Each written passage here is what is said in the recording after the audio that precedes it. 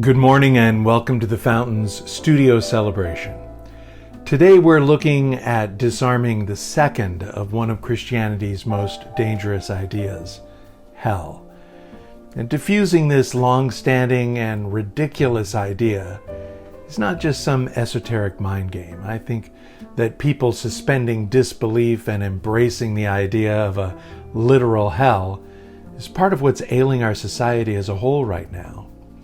If you can believe that people who don't believe exactly like you do will be punished in excruciating pain for all of eternity by an all-loving and merciful and forgiving God, then you'll believe anything. And that's why we've got so many folks caught up in conspiracy theories like Q or the big lie of a stolen presidential election and the notion that Christianity is the only true religion. People had been trained, by the church, mind you, to believe unbelievable, phantasmagorical things and believe them with a fervor that defies rationality and common sense. So it's imperative that we, not just me, but we are confident and courageous enough to say enough is enough. Obsolete and destructive notions like hell, Satan, and original sin have got to be debunked. They are a danger to civil society and a future for the human race. So now, more than ever, thanks for joining us for today's studio celebration. We've got important work to do. Let's join together in our call to celebration. We come to reweave the unraveling fabric of community, to reconnect once more with the larger human family, to find once more the place of calm, to remind ourselves that we belong, we come to center ourselves, to open ourselves, to remember ourselves, and to celebrate the life we share together.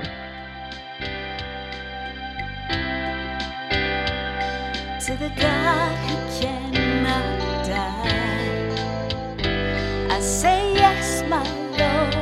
I say yes, my Lord. To the one who hears me cry, I say yes, my Lord. I say yes, my Lord. To the God of the oppressed, I say yes, my Lord. Say yes, my Lord. To the God of all justice, I say yes, my Lord. I say yes, my Lord. I say yes, my Lord. In all the good times, through all the bad times, I say yes, my Lord. To every word you speak,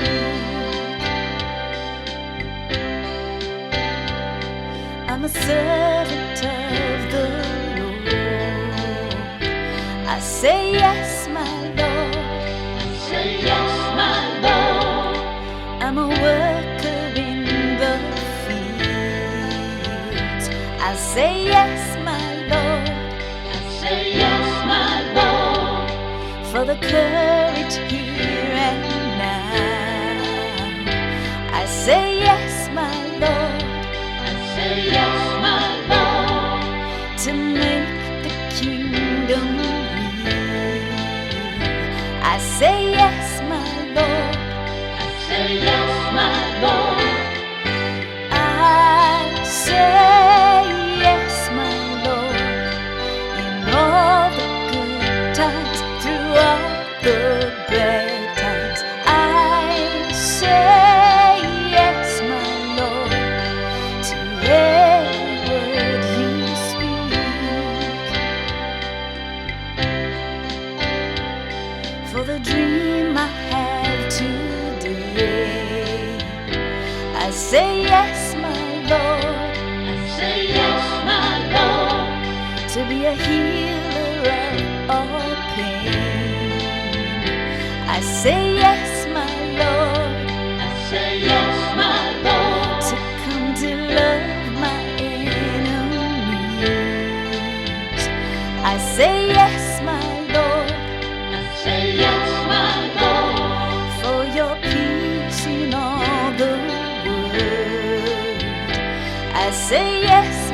Lord.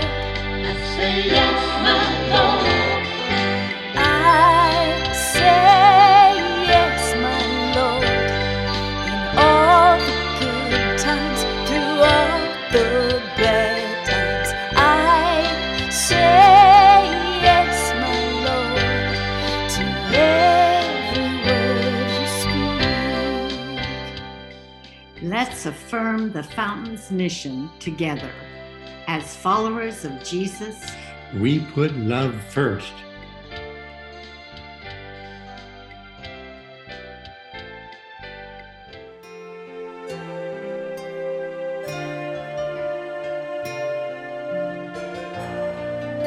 It wasn't until I arrived at Boston University School of Theology that I was introduced to the writings and thoughts of Howard Thurman, but I've never been the same since.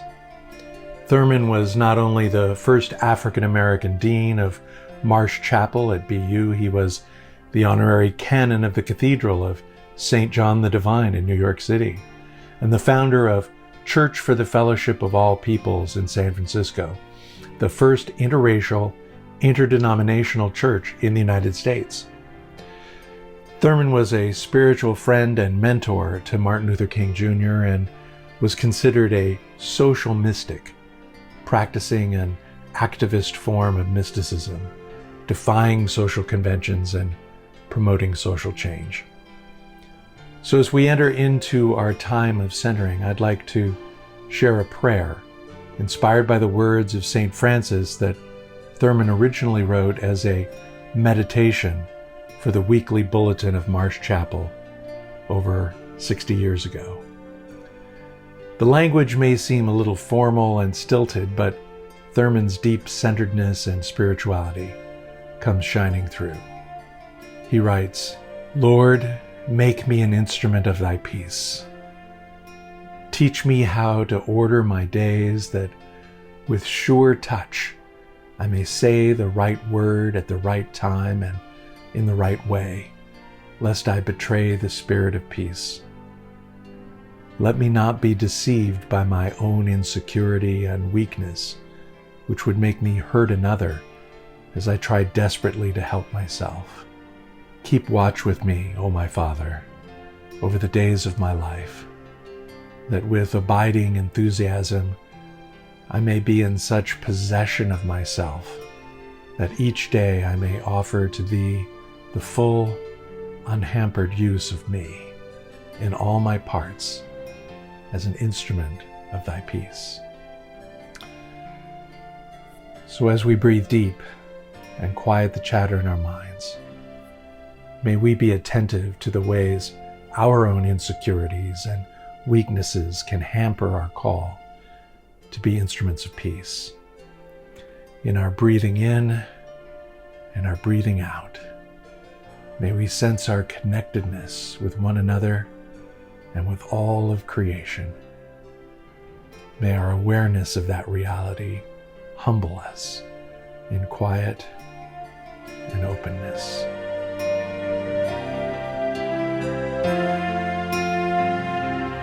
Where love and caring are, there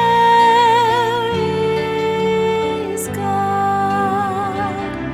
Where love and caring are, there is God. Where love and caring are, there is God. Where love and caring are,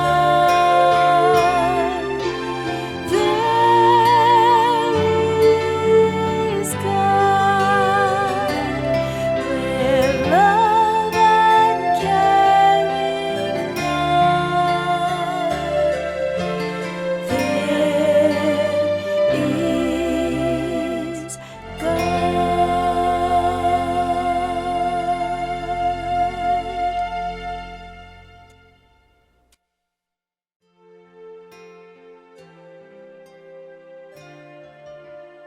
we gather in this place to meet the source of life, source of awe, source of wonder, and catalyst for the deepest of our life's most satisfying moments.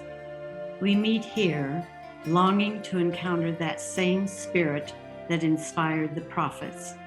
We, like them, have both struggled in lonely places and benefited from the company of fellow disciples along the way. We have cried out in need and have sensed a steadfast love that transcends description. We have resisted grace, turned away forgiveness, and held on to our comfortable ways. And yet we have been drawn back into the circle of Christ's disciples. May we sense a pouring out of blessings as we struggle to realize the full life intended for each of us, a life we've been given in order to give it away. This is our prayer.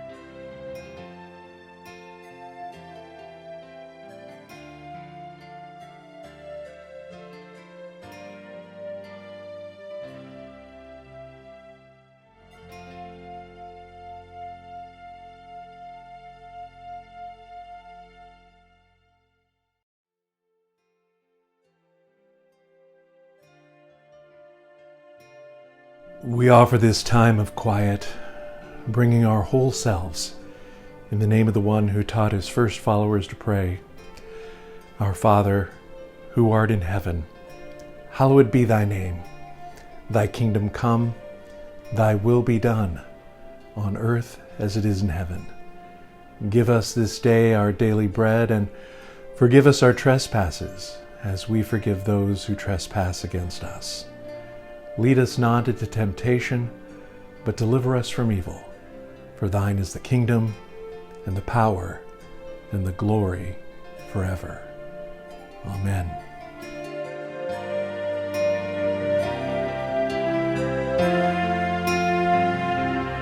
With love and caring love, there is God. With love and caring love, there is God. With love and caring love, there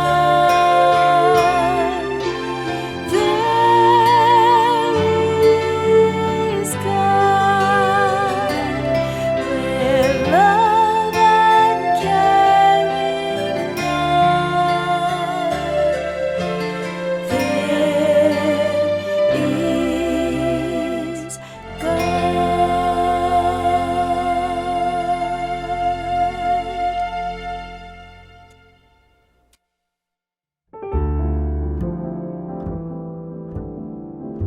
Good morning, Fountains community. It is such an honor to be here virtually with you all. I am here with you this morning to invite you to our next Connect Series event, which will be held on November 10th from 6 to 7:15 p.m. And at this moment, we're looking at a hybrid option. So please pay attention to your e-streams for more information on how to attend this event. The Connect Series event that we have coming up is going to be with Kathy Kaplan with Family Promise of Arizona. Family Promise is an organization that serves the state of Arizona to secure housing for families and even their pets. If you're interested in learning more about what Family Promise does and exploring how we here at the Fountains might make this a part of our ministry outreach, please do attend. It will be recorded and shared later, but it's a wonderful opportunity for you to meet and ask those questions that are lingering in your mind. But for now, I hope that you have a wonderful, blessed Sunday or whenever it is that you're watching this, and I look forward to seeing you on the evening of November 10th. The Fountains is a place where seekers, skeptics, and followers of Jesus all work together to make the world a more just and peaceful place. Whether you're joining us virtually or in person, we hope you'll join all of us who are supporting the Fountains financially. To get to our secure giving page, you can go to give.weputlovefirst.org or the Fountain's homepage, weputlovefirst.org, and press the green Donate Now button. Or you can download the new Vanco mobile app on your mobile device. Search for The Fountains and follow the instructions. You can also open the camera app on your phone or tablet and point it at the QR code on the screen. And of course, you can always send a check. The Fountains continue to be a catalyst for putting love first in our community and beyond. May we give with joy, confident that we are taking part in living out Jesus' call on our lives. Thank you for your support.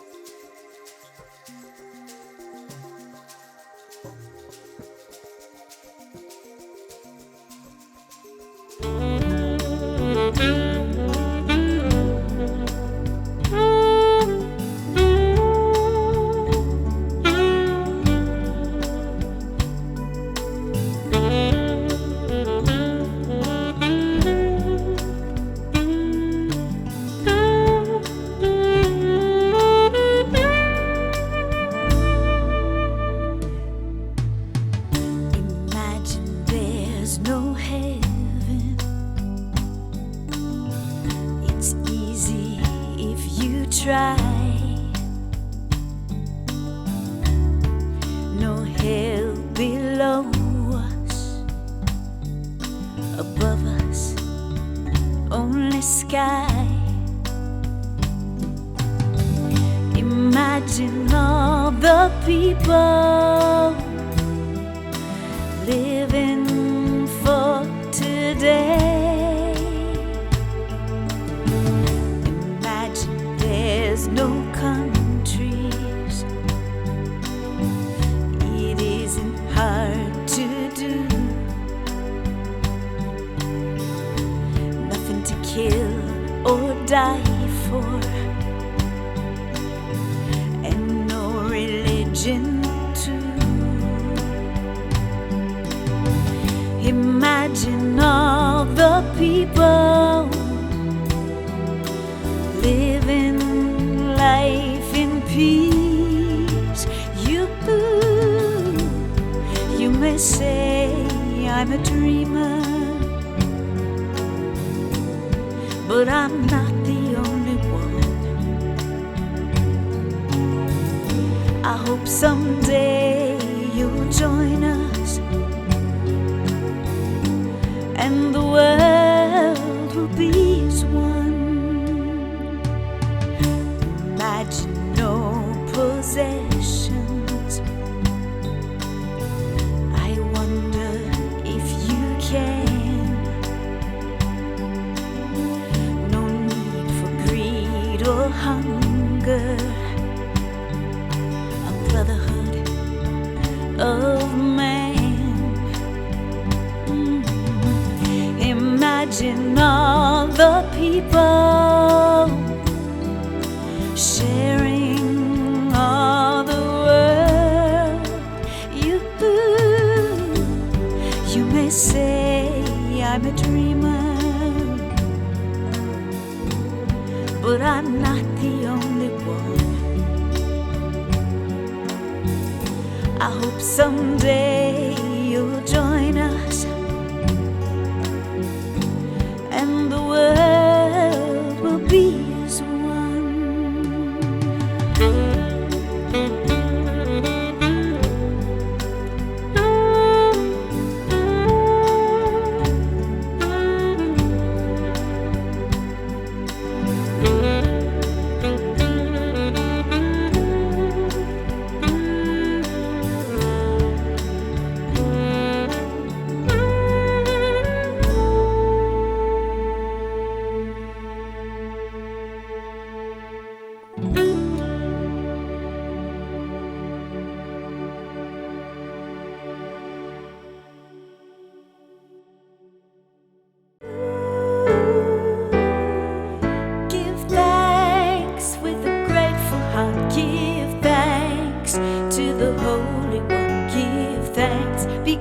God's given Jesus Christ the Son.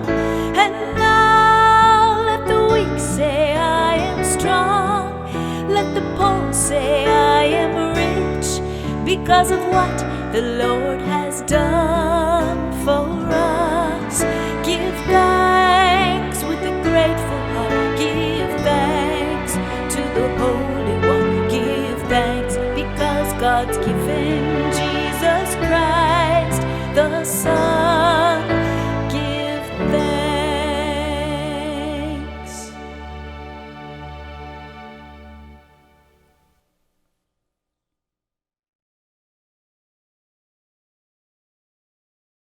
Of all the books in the Bible, Esther has a unique distinction. It's the only book in the Bible in which the word God doesn't appear. Martin Luther is just one of the many folks who didn't think Esther should even be in the Bible. I would it did not exist, for it has a great deal of heathenish naughtiness. But the ancient rabbis and later Christian leaders felt it had an important enough message that it should be left in. The story is set during the Jewish exile to Babylon, and there are four main characters: the Persian king of Babylon, a pagan, and his queen Esther, a Jew. Then there's Queen Esther's uncle, Mordecai. He's part of an older generation of Jews still holding out against being absorbed into the pagan culture. Then there's the king's prime minister, Haman.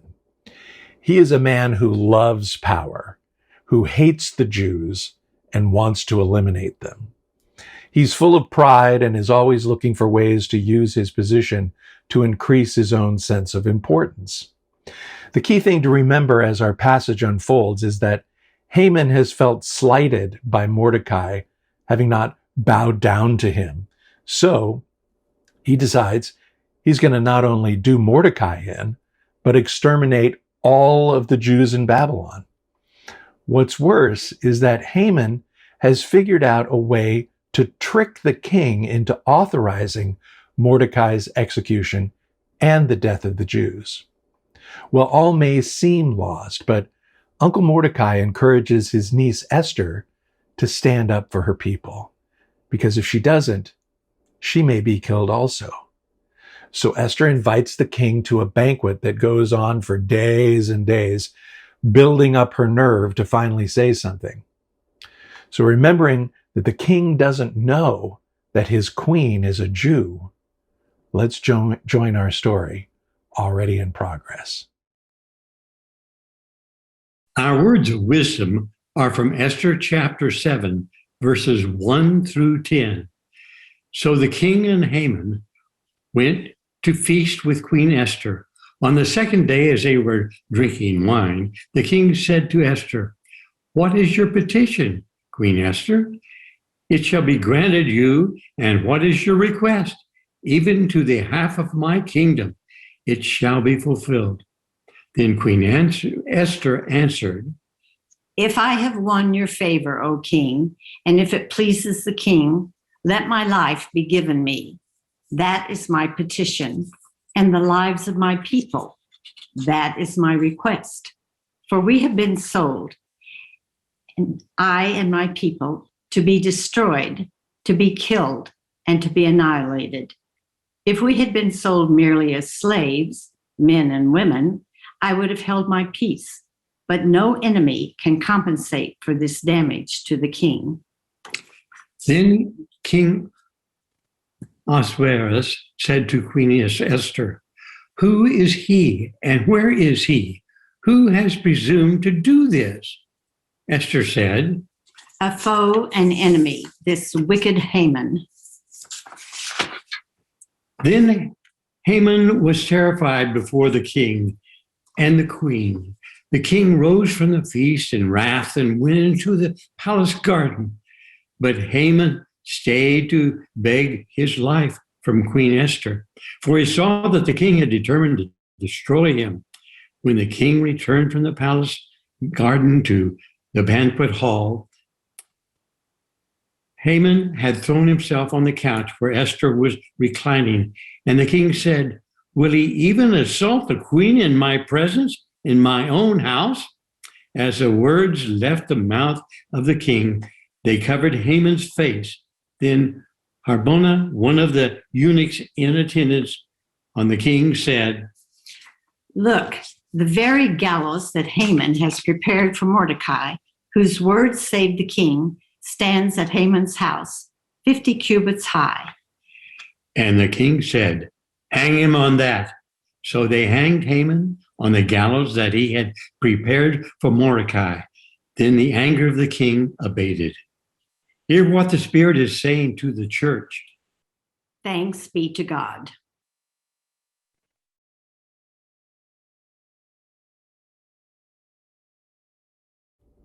Remember the story about two pastors in a rural town who made it their business to oppose the other one? Whatever position one would take, the other would say the exact opposite. Sound familiar?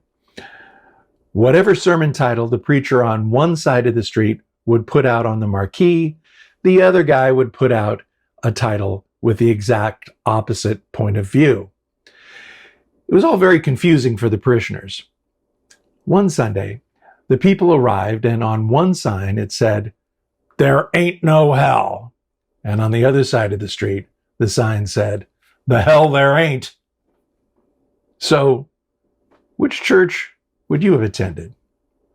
This is still a very real question. I grew up in a church that just kind of ignored the topic, like some crazy uncle that you have to put up with occasionally saying something embarrassing. But countless millions go to churches where they are assured that everyone who doesn't believe what they believe are going to be tortured in a literal hell for all of eternity. This became really clear when 10 years ago, the then very popular evangelical pastor, Rob Bell, had a crisis of faith over Gandhi. He came to believe that God would not torture Gandhi for eternity. And that was the beginning of his whole worldview unraveling. And he wrote a book called Love Wins.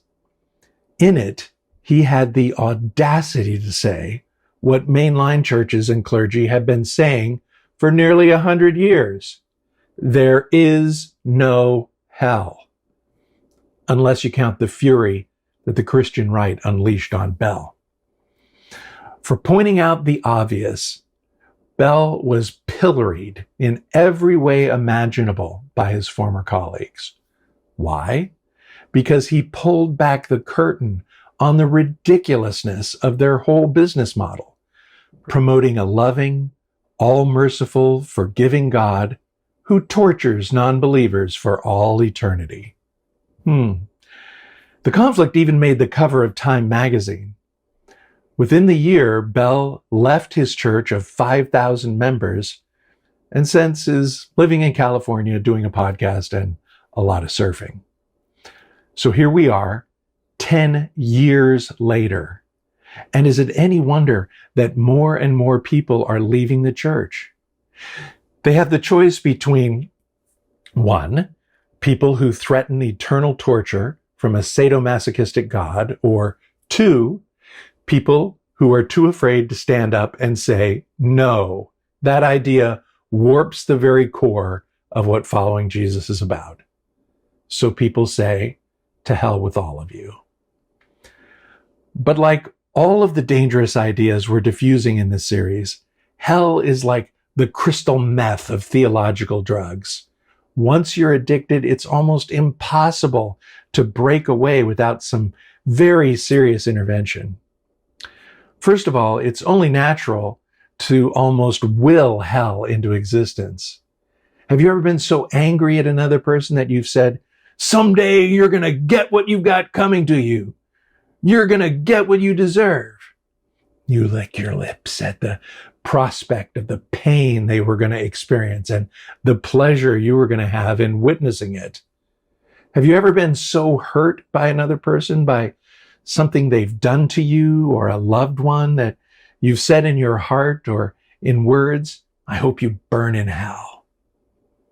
This desire has been with us for a long time. But who should be punished? For what should people be punished? How long should someone be punished? And who decides? You? Me? Well, let's go back to our roots. There is no hell in Hebrew scripture. You heard that right. Anytime you see the word hell in the Old Testament, it is a mistranslation, usually of the word Sheol. This wasn't a place of punishment, just simply not living, kind of a precursor to limbo. A much better translation of Sheol would simply be the grave. But by the time Jesus was born, there were first century Jews who were influenced by pagan religions into believing in a hell of fire in which sinners suffer eternal torment and torture, either before or after Judgment Day.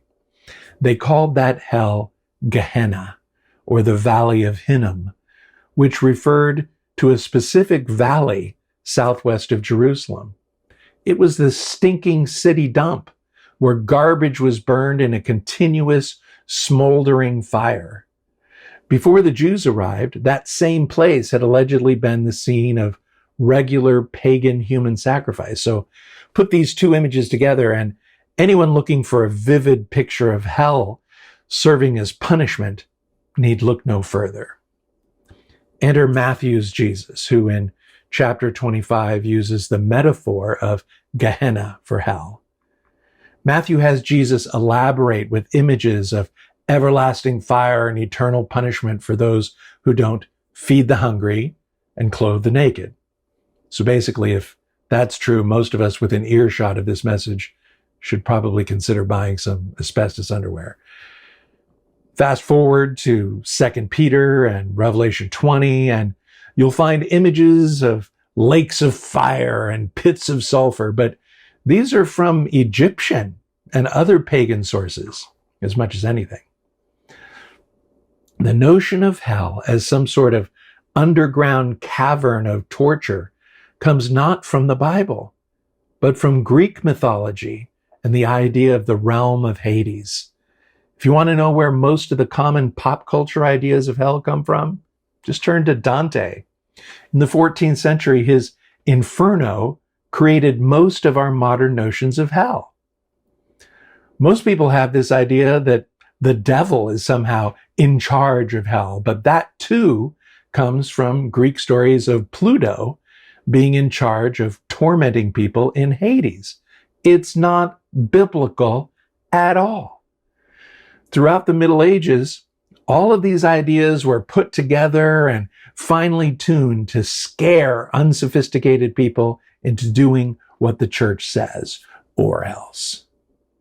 Since then, hell, in both scripture and culture, has been the topic of lots of speculation, aided by preachers like Jonathan Edwards in the 18th century.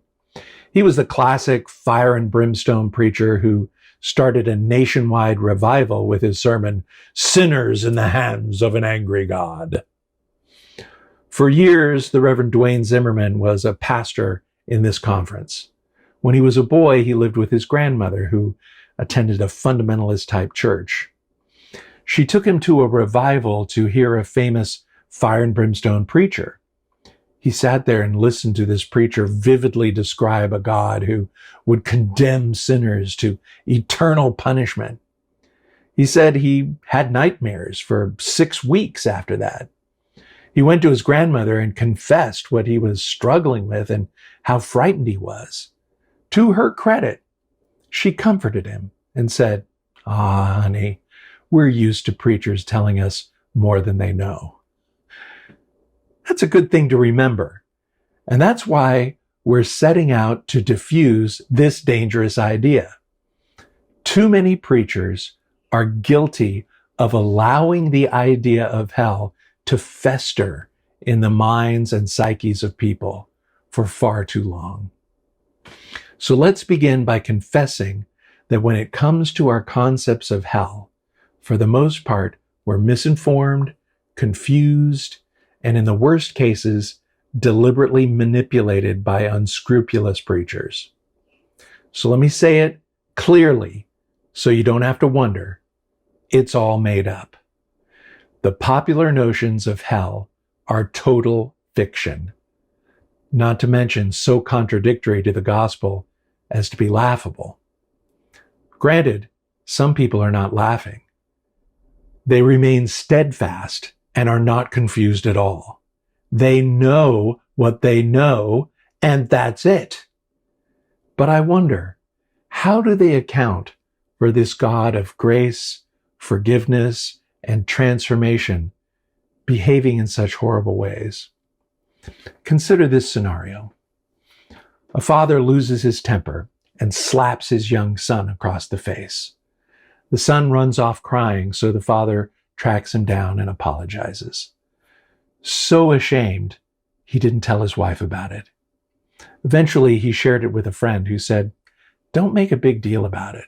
Everyone loses it occasionally and makes mistakes. And you apologize to your son." But it got the father to thinking, if he felt slapping his son once needed an apology, what about if he slapped him twice, or for 5 minutes, or 10 minutes? How long would this father have to slap his son before the father would stop being good and you would start to regard him as evil? What if the father told you he was going to torture his child for eternity? If we would consider such a human father as abusive, then how is it that we glorify God for doing the same thing? Is God really one who, with one ear, enjoys the music of the angels in heaven, and with the other ear enjoys the screams of sinners tormented in hell? If God would torment a human being for all eternity, wouldn't that be contrary to our experience of a gracious God who loves us despite our humanness?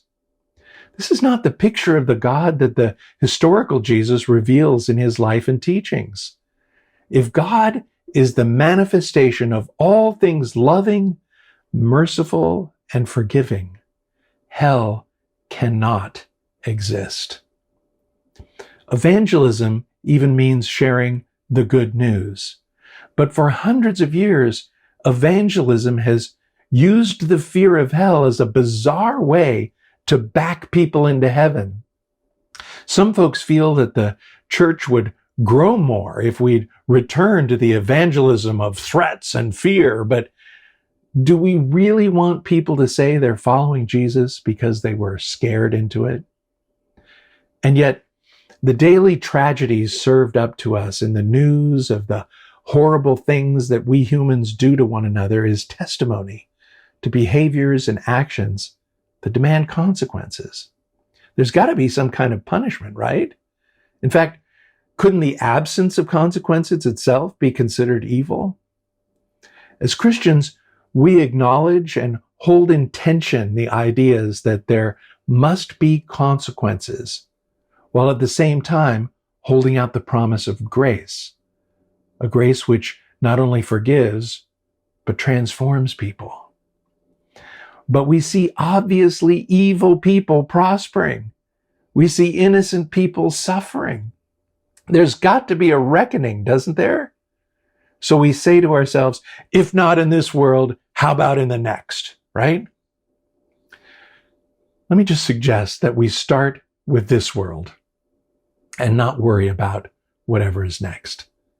Don't you think we have enough to deal with in the reality-based community? Paul writes to the Galatians, "Do not weary in doing good, for in due season we will reap what we sow if we do not lose heart." To Paul, reaping what you sow was a happy promise, a way of involving us in making our own reality. If you sow a lie, you may never get caught, but you're still a liar. If you sow deception, you may never be punished, but you've become a deceiver. If you cheat on something, you may never be caught, but you've become a cheater. If you're sitting there thinking about all the liars and cheaters you know, and not about yourself, then you've probably got some thinking to do. We reap what we sow. God allows us to participate in our own reality. Think about our story from Esther. And they hanged Haman on the gallows that he had prepared for Mordecai. To be hanged at all is an unpleasant prospect, but Haman was hung on the gallows that he had prepared for someone else. He reaped the consequences of what he sowed in this life. So what consequences are you laying out for yourself? In Paradise Lost, Milton tells us, the mind is itself a place, and in itself can make a heaven of hell and a hell of heaven. If you've lived much of life, you've probably had experience that confirm that notion. Okay, then, we reap what we sow, but when exactly? The answer is here and now. Jesus saw it as a positive principle. If you love in the way I've shown you, you may not have an abundance of friends, but you'll be a lover. If you sow honesty, you may not reap popularity, but you'll be an honest person. If you sow generosity, you may not end up wealthy, but you'll be a generous person. If you sow living rightly, you may not avoid suffering, but you're more likely to be a whole human being, experiencing all the joys and frustrations of life. So let me suggest, be it the next life or this one, to hell with hell. In an interview about his book, Love Wins, Rob Bell said, "I don't deny hell. I see right now in our world greed, rape, abuse, financial scandals. I see genocide. We see hells on earth right now. We see people rejecting the good and the true and the human all around us, all the time. So in the book, I very clearly lay forward that the very nature of love is you have a choice, and you can make really destructive, toxic decisions, or you can, in your own small way, help love get a foothold in a hurting world. We reap what we sow, here and now. To plan for something in the afterlife, either for our own sense of self-aggrandizement or a sense of revenge, is simply immature, cruel, and not what Jesus had in mind. The truly good news is that Jesus has challenged us and shown us the way to overcome the bad with good, to overcome death with life, and in practicing reconciliation, forgiveness, seeking justice, being in solidarity with the poor and the outcast, and even loving our enemy, all those Jesus-y things. Hell loses, and love wins.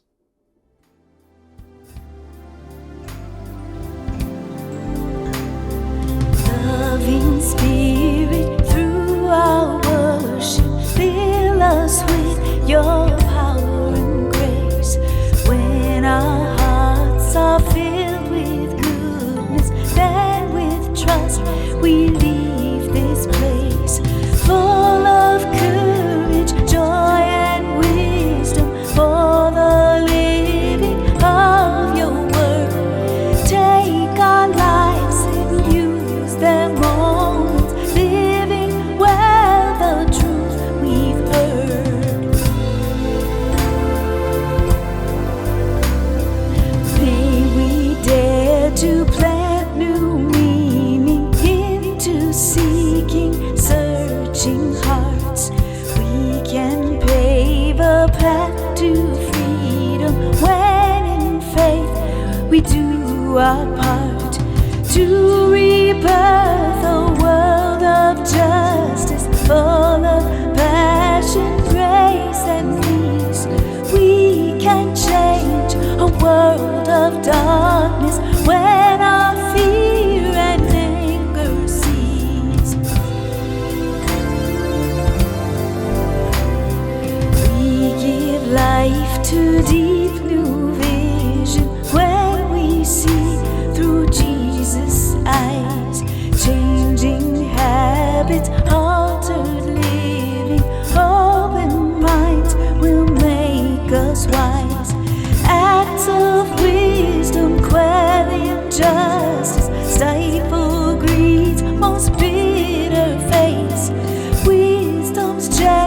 of honest passion leaves a world blessed by God's grace. May we dare to plant new meaning into seeking, searching hearts when we honor thoughtful questions, truth and freedom we impart. Grant us courage, grant us wisdom, grant us strength to find a way to reframe the church's story, birth new life each blessed day.